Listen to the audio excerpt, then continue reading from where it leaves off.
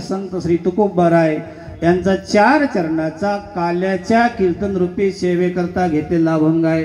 विठाला विठाला विठाला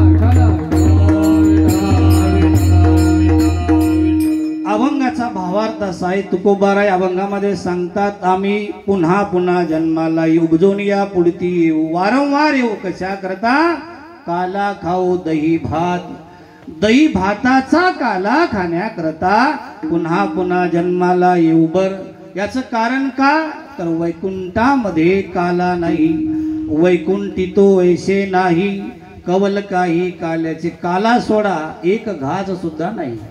बर म्हणून काला खाण्याकरता आम्ही पुन्हा पुन्हा जन्माला येऊ, आणि काला मिळाल्याच्या नंतर आम्ही एकट्यानं तो खायचा नाही, एकमेका देऊ मुखी सुके घालो हुंबरी, एकमेकांच्या मुखामध्ये देऊ, अर्थात एकमेकांमध्ये वाटून आम्ही काला खाऊ।